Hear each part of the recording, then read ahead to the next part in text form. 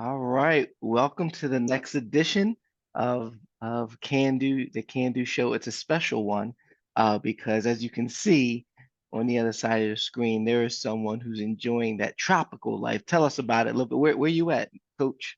What's up, everyone? What's up? Welcome to the CANDU Sports Show. And yes, broadcasting live from the beautiful beaches of Aruba. So I hope everyone's well. Yeah, well, not as well as you, but clearly we're happy for you. That's great to hear. But we're going to get right into it. We don't want to take away too much vacation time, family time, and whatnot. Um, First and foremost, the WNBA is off to a start.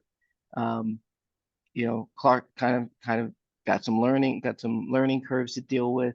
What's your synopsis of it? We know you went up to the game up in New York when the Yes. Fever were in town. So let the people know what you've seen so far and what you're gonna expect going forward.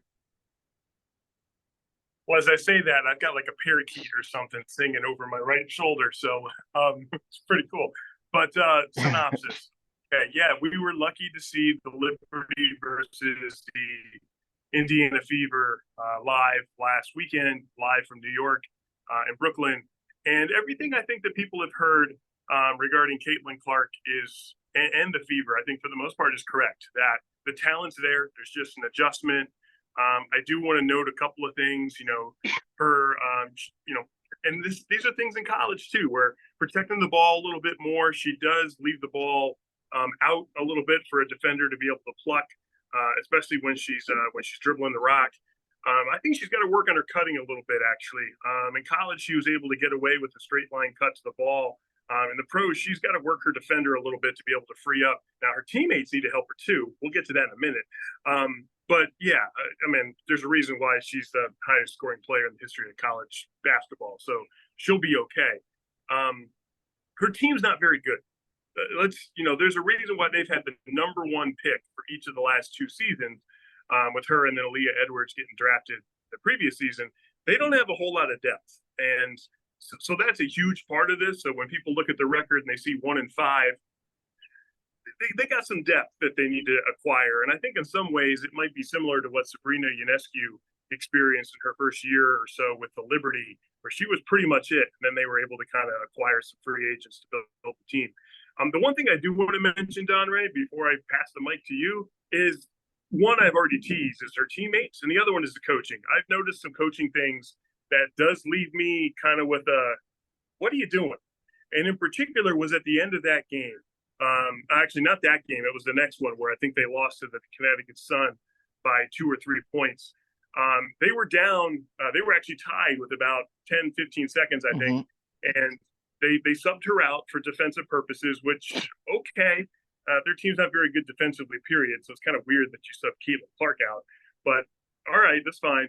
But then they fouled Connecticut. Connecticut's on the free throw line, shooting 2, tie game with 10 seconds or so. And the coach, she lost. Now, we make mistakes as coaches, but the girl missed her first free throw. So you should be subbing Caitlin Clark, getting her back to the table. So she's subbing in at that moment, right? She doesn't. Caitlin's still sitting there. Luckily, Connecticut made the next free throw, because if she didn't make the next free throw, Caitlin's not in the game with 10 seconds left, and they did not have a timeout to be able to sub her in, if my memory's correct. So for the folks who were kind of asking about the coach, that moment spoke to me of, I think you got some work to do yourself. So a couple of, and the other one is with their teammates. First 5 minutes of that game, they did a great job of screening for Caitlin and getting her open, and also on defense calling out screens. But then all of a sudden, they stopped doing it. And if you all probably saw that clip where she got double screened by Jonquel Jones and Brianna Stewart, she got pancaked. And her teammates were nowhere to be found. And for the most part, that game, she was getting smacked with screens left and right. And I have to ask, what's that about? Because you just got to be a good teammate. And the fact that they're not calling out screens for her has me wondering about team chemistry. So what you got?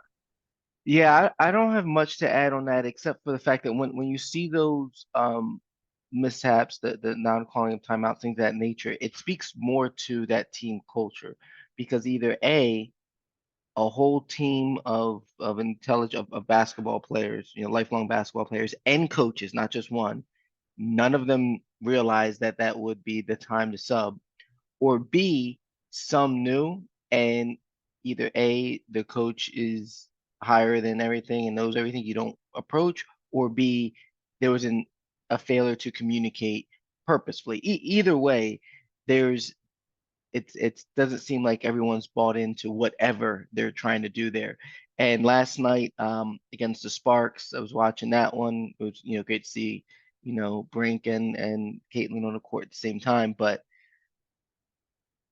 I mean, I don't think LA's much better a team. What they were picking, what, second or third in the draft, but they play much differently. It was Right. watching two. It was two teams probably at the same spot with respect to talent, but going in completely different directions. I think, and you could just see it. It might be too early, and I might be looking into things, but it just seems like that LA team was interested in Cameron growing, being successful, and that Indiana team is just like, you know, we're just as good. Our plus minus is higher with her off the court. So, what do we, I don't know. And that usually comes along when you have a superstar with so much hype Right. um and veterans and whatnot. So we'll see. I've been disappointed so far. I mean, you can't expect too much out of a rookie coming out, regardless of the hype. Um, but to see the same mistakes over and over by her has been disappointing. Let me drive. I get a screen up, high at the half court, and then let me push it hard to the sideline, get double teamed, and then just assume the set who's slashing back is going to be open, and the weak side help isn't going to come over. It's not college anymore. Actually, in the big games in college, when you played UConn, they were trapping and then jumping over, and now you have to get some muscles to make a full court pass. Which instead of trying to, you step through and then made the pass. A couple times you left your feet, which wasn't a good idea, Yeah. but like that blind, oh, let me just go, like that's not going to work. And so hopefully they work through that. But across the league, aces are in some, they're still the cream of the crop, and you see about the city Yes. or the 100 Gs per, like Yes. that's a beautiful thing. That's someone that's an entity that's trying to capitalize on stardom, on success, and regardless of whether you like it or not, at least they're trying to do it. And I just don't see that everywhere else, and I've been somewhat disappointed in the WNBA's ability to make this. I mean, you've got all eyes, and they're slowly deteriorating. And Correct. the real thing is not trying to get all these guys into it. I mean, you really got to focus on the women. If you love basketball, we love it. We're going to watch it. Yep. But Yep. the reality is, there's a misogynistic society. There's all these things, but there's more women than men here anyway. Like, get this population in so that the product gets better at the base levels, and it goes up. What are Right. we doing? So we're talking about growing the game, and that's a huge conversation to be had, right? I mean, it's everything from they can't get the charter flights synchronized once they finally get that approved, to when they launch their new media platform to be able to stream games, and they don't stream all the games in the preseason. To you can't even help Nika Mule to be able to get her work visa passed in a way in which she missed, like I think she missed most of the preseason, and I think she missed the first 3 games of the Seattle Storm season. Like what? And that happens. I mean, in the NBA, on occasion, you get a guy who can't play in Toronto because of something. But that's like we know that Nika Mule in particular, there are eyes on her because she was the Caitlin Clark stopper, and you too much. And this has been a legacy of it, right? 2 years ago, they hand out the All-Star Game trophy, and you get a Little League trophy that was bigger than what they were given to the MVP of the All-Star Game. Like just too many misses. And like we talked about a couple weeks ago, this is the year you got to get it right. You got to get it right. So hopefully that keeps going. But yeah, you're not wrong on the coaching. And the last thing I'll mention too, because we know the game, like you said, right?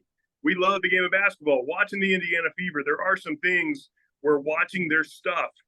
I will say, I think some of the Iowa sets are a little bit different than. I'll just use the word different because I have a hard time criticizing coaching because you and I don't know all the things that are happening on and off the court, Right. right? With coach. But there are some things tactically where I wonder, hey, Katie Lou Samuelson, she can shoot. She can really shoot the rock. Why are we not running some double ball screens where you've got Edwards rolling to the paint and Katie Lou popping off of a Caitlin Clark penetration. I didn't see any of that.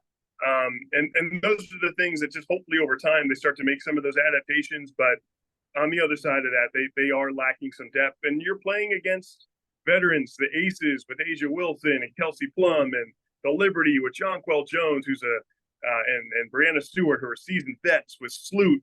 And same thing with the Connecticut Sun.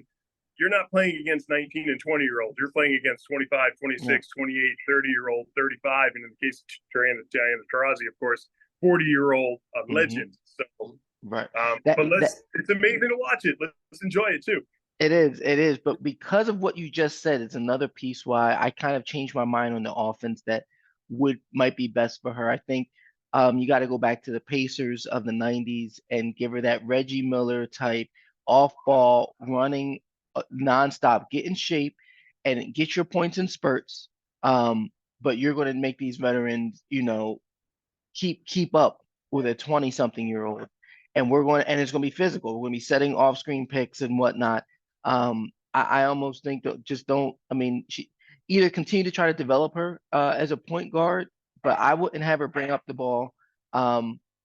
I would have her completely off. And I know it varies. I mean, there's no consistency either to the offense, but specifically with respect to the Fever, and I know they're under woman and everything else, but just have her running baseline, sideline to sideline. Sorry about that. We got some dog interference it's here. good. No, you good, because the other one too, she does not seem to have the same, and for whatever reason, but she doesn't seem to have the same green light off the bounce that she did at Iowa, and that's her game. That's her. Now, granted, defenders had been doing a somewhat decent job of containing it, but she's not letting those fly in the same way. And luckily, she did at the end of that Sparks game last night, because it went in, and that's her game. But she's maybe shooting 3 or 4 of those a game, and yeah, that's where she's the most lethal. She can definitely work off the ball. I love any sort of Reggie Miller reference, especially with the Knicks getting knocked off. I'm here for it. Yes. But yeah. All right. Well, that's a good time to transition over. Knicks just got knocked out after a great run. They were very severely understaffed. Just like you said, it was very comparable to the UConn run and women's UConn run in NCAA tournament this year. So what do you see there? I mean, as we speak now, you got Dallas is up 2-0, Celtics are up 2-0. What have you seen thus far, and what do you anticipate going forward? Yeah, first I'll gloat for a minute, because I think, I did get that one right. I did pick Knicks were going to just run out of gas, and that's what happened. Yep. Celtics, we both called that they were just a better team over the Cavs. Firing Bickerstaff is curious, but that's what the NBA does. And then, of course, on the other side, Dallas, I was surprised again. We talked about that last episode, that Dallas was able to take out the Thunder. I think the Thunder might just be a year away and maybe just one more player away. Depth-wise, I think maybe they could use another wily vet. I am surprised of the first 2 games of the Minnesota series against Dallas. I think you and no, we weren't in agreement. You picked Denver, I picked Minnesota. I think you had Denver, Boston. I had Minnesota, Boston. I'm surprised that Minnesota's struggling with Dallas. I think Dallas is controlling the tempo, and I hope my audio is okay, because it's super breezy right now. You're good. They're really allowing Dallas to control the tempo, which is curious considering the first 2 games have been at Minnesota. It could be Minnesota being a new team. I don't know. I try not to buy into that. I know there's been a little bit of attention of the matchup there of Gobert. Why did you allow Gobert to guard Luka on that final possession? I mean, Gobert's 7 feet something. He still had a hand up contest. That was just a solid shot. We should talk more of, if Edwards is this GOAT in the making, that turnover he made on the possession right before that is inexcusable. He stepped through. He should have just put I know, shoulda, woulda, coulda, but if you're the man, you got to be getting up a quality shot in that closing possession. Instead, you throw it out of bounds into the stands, and now Luka has the ability to win the game. Dallas, Boston, all right. Kyrie, Luka on the stage, all right. I'm wondering if Minnesota gets it together. If they don't win Game 3, I think Dallas is maybe sweeping this. So, whoa, you're jumping out the window a little bit. Just 2 games in. If Minnesota showed anything, it's resiliency. the way they came back against Denver. So that and both games were very tight. So that series is far from over. I think it's going seven. I think it's going seven. I don't know how it gets there, Okay. but it's going Okay. seven. That's I don't cool. care if someone goes up 3-1, it's still going seven in my opinion. I Um, want it to. I just don't th- know. We'll they're see. just too evenly matched, I think, in terms of I think Minnesota's more talented, but all around, first eight. But Doncic and Kyrie's veteran experience, whatever the case may be, it's just I think they're gonna balance out as they've done so far. I expect Indiana to come back and make it a series, but I don't think that one goes beyond six, maybe five, maybe six. Um, 5, yeah. but I expect them to be much better at home. But I do anticipate, I don't know who's coming out the West. I'm going to say Dallas because they're up 2-0, so that's easy to say right now. Um, but obviously, if I think it's going seven, then anything can happen. Um, Sure. and as crazy as it sounds, I mean, I'm actually pulling. I love Mark Cuban as an owner. I think he sets the bar for what owners should do. Uh, if they have the means to, which they all seem to have the means. Right. And then, so I would love for him to win another one. And Kyrie, it's a little bit of Same. Yeah. it's a redemption story, Kyrie comes back to Boston in the finals. Woo! that would be awesome. And then shut the naysayers up, the Stephen A. Smiths and the of the world who just wrote him off because he has a different opinion. Listen, I don't care if you think he's eccentric or whatnot. If he's not hurting anyone, let him have his opinion. I mean, the greatest minds of all Right. time had an opinion that ended up being wrong, that we treated as fact for eons, and then we find out, oh, science says that's different. And then so these brilliant, philosophers and scientists and mathematicians of, hundreds of years ago, end up being wrong. It happens. I don't care. Unless someone's hurting someone else, let them have their opinion. How does that affect how they play ball? He's been one of the most talented NBA players to ever grace the floor, according to his peers. And I would love to see him. I'm not a big fan of Dallas itself or Texas, if you will. Um, Yeah. but Second that. I like the owner. I like that team. I like how they play, and Agreed. yeah, I'm pulling of Let's the see what four. happens. I'm pulling for Dallas. I guess if of the four left, I'm pulling for Dallas. I'm pulling for the West. Whoever comes out of the West, really. Same. Man, this was good. It was good to chop Yeah. this up with you a bit. And maybe one last thing. Go Bears. Go Caleb Williams. I see you. I see you. Keep All putting right. in work. Yes, sir. All right. Well, yeah, you get back to enjoying yourself. I got to give a shout out to my Phils who are red hot. They lost in Yeah, extra innings last night to Rockies. Kind of felt that one coming, to be honest, even though they still almost closed it down. Your brother and our Venezuelan Alvarado couldn't close the deal. I think it was a lucky hit.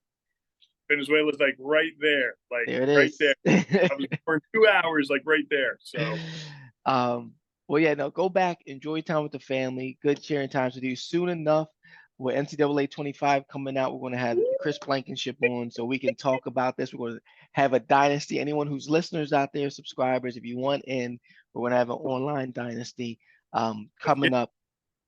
So we'll talk more about that. But for now, get back to the family. deuces. Peace. Peace. Appreciate you.